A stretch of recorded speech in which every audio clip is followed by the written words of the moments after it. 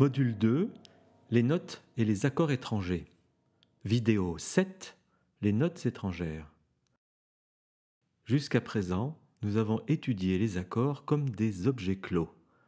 Mais pour construire des lignes mélodiques, il est nécessaire que les notes constitutives de ces accords, celles qui les composent, cohabitent avec d'autres notes qui n'en font pas partie et qu'on nomme les notes étrangères.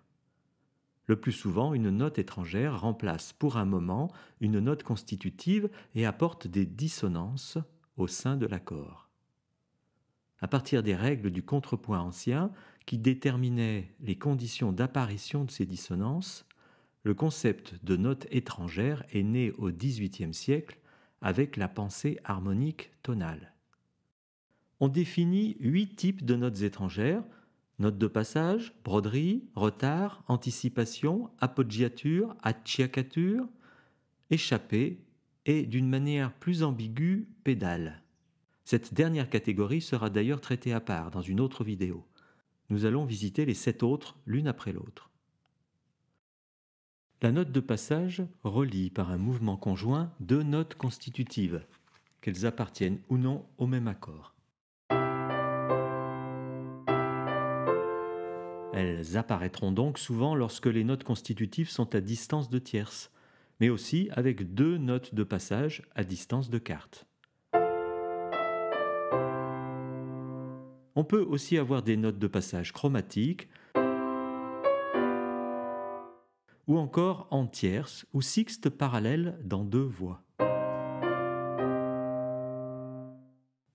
La broderie opère un mélisme au-dessus ou au-dessous d'une note constitutive.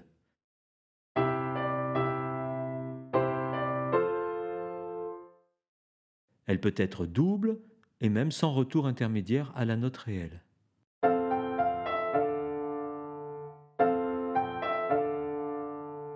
Ce peut être aussi une note altérée, extérieure à la gamme de la tonalité. Là encore, plusieurs voix peuvent faire des broderies parallèles, en tierce ou en sixte. Le retard est une note qui était constitutive dans un accord, mais qui est prolongée dans le début de l'accord suivant, où elle devient dissonante, avant de se résoudre, le plus souvent en descendant, sur la note réelle. Il peut être aussi réattaqué, devenant un retard appoggiaturé, c'est-à-dire accentué.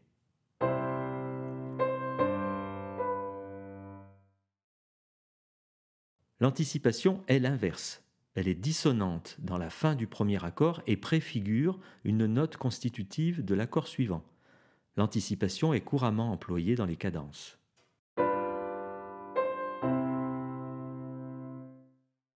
L'appoggiature est une dissonance appuyée, accentuée, souvent sur un premier temps ou une partie forte du temps et non préparée. Elle est placée à la seconde supérieure ou inférieure de la note constitutive et finit par se résoudre sur cette dernière. La résolution se fait toujours décrescendo. L'appoggiature est l'accent et sa résolution la muette. Il peut aussi exister des doubles, voire des triples appoggiatures.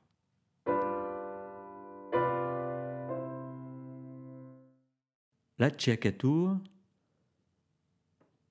c'est aussi et surtout une note étrangère, ou plusieurs notes, ajoutées sur l'attaque d'un accord et relâchées tout de suite après pour laisser résonner l'accord sol. Elle est liée à certains styles, espagnols notamment, assez rares et presque jamais écrites. En voilà un exemple chez Albéniz.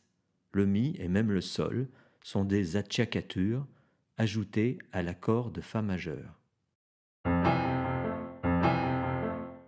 Enfin, l'échappée est une broderie qui se résout de manière disjointe, comme ici.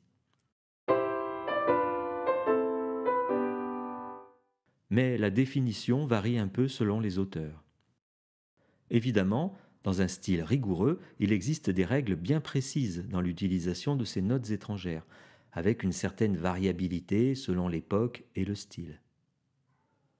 Dans le langage tonal, on l'a compris, L'analyse des notes étrangères demande toujours de se référer à l'accord sous-jacent et à ses notes constitutives.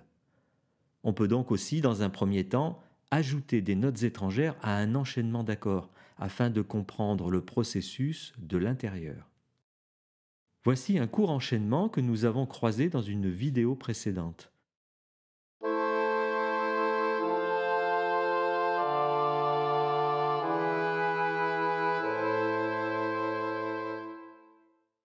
Disposons-le sur 4 portées et essayons de l'enrichir de notes étrangères.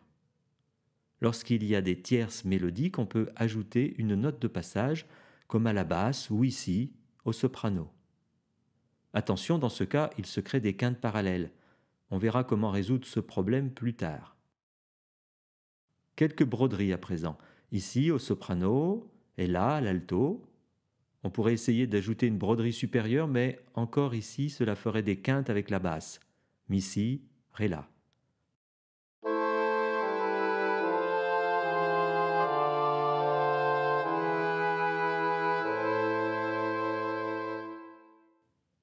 La position pour mettre un retard est idéale ici, puisque le sol dièse n'est pas doublé ailleurs. Une anticipation peut s'intégrer au soprano, qui fait entendre le do avant l'heure, et on peut en tenter une autre ici. Des appoggiatures maintenant, au soprano par exemple, et on peut l'associer à une appoggiature inférieure à l'alto pour faire une double appoggiature. En fait, l'alto a préparé le sol dièse. C'est donc plutôt un retard appoggiaturé ici, ce qui ne fait pas une grande différence.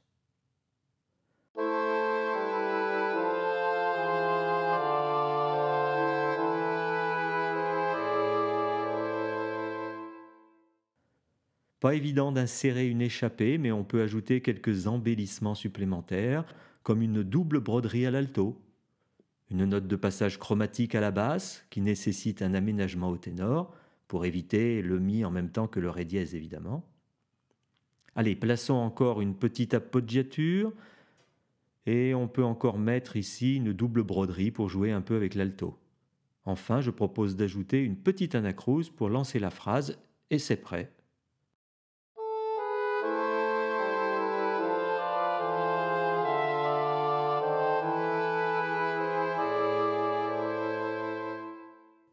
Même si ce travail peut paraître scolaire, il est proche des méthodes d'apprentissage utilisées au XVIIIe siècle, notamment l'improvisation de diminution, c'est-à-dire d'ornementation, ou encore de ce qu'on nommait les partimenti, méthode pédagogique venue d'Italie, qui consistait à l'ajout d'embellissements progressifs à partir d'un schéma de basse.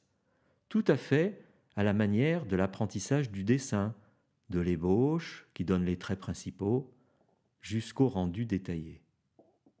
Ce moment d'embellissement avait toute sa place dans la pensée rhétorique baroque, sous le nom de decoratio. Pour vous familiariser avec les notes étrangères, vous pouvez reprendre cet enchaînement construit dans la vidéo précédente et tenter d'en ajouter pas à pas, comme on vient de le faire. Le voilà sur 4 portées pour plus de clarté. Oui, il est un peu long. Attention, il faut toujours entendre, intérieurement ou en jouant, pour juger si cela marche du point de vue mélodique et si les notes ajoutées n'entrent pas en conflit avec les autres parties. Cela demande évidemment une longue pratique dans les différents tons et avec de nombreux enchaînements. Enfin, nous voici face à l'approche analytique, c'est-à-dire celle qui consiste à définir les notes étrangères et leur type dans un texte musical réel. Ici, le début d'une pièce de l'Orgelbüchlein, BWV 641 de Jean-Sébastien Bach. Voici la version complète, mais sans les ornements ajoutés aux notes elles-mêmes. Il faut commencer par définir quels sont les accords, ce qui implique de séparer, dans la mélodie, les notes étrangères des notes constitutives. Il est nécessaire de bien percevoir le rythme harmonique, c'est-à-dire les lieux de changement des accords. Je propose de noter les triades ou les accords de septième en position serrée dans un premier temps. De là, on peut facilement préciser les chiffrages selon les renversements des accords. Il faut ensuite revenir aux notes étrangères pour définir leur type. Ce qui donne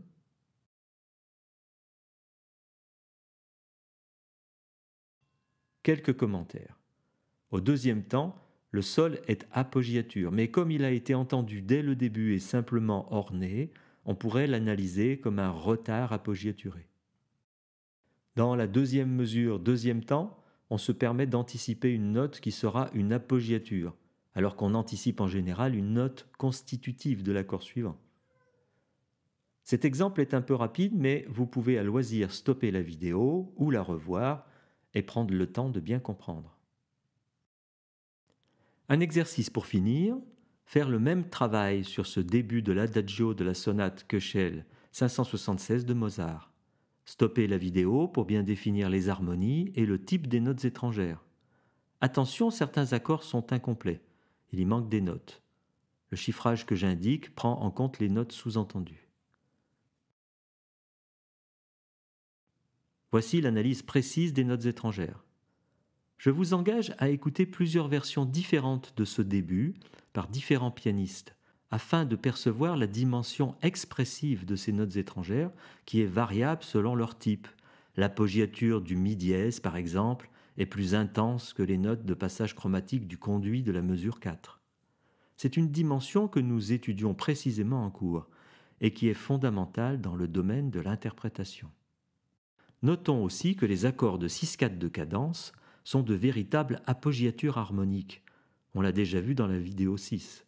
Ce qui induit que les enrichissements puissent se faire à plusieurs niveaux de structure, niveau des accords eux-mêmes et niveau mélodique.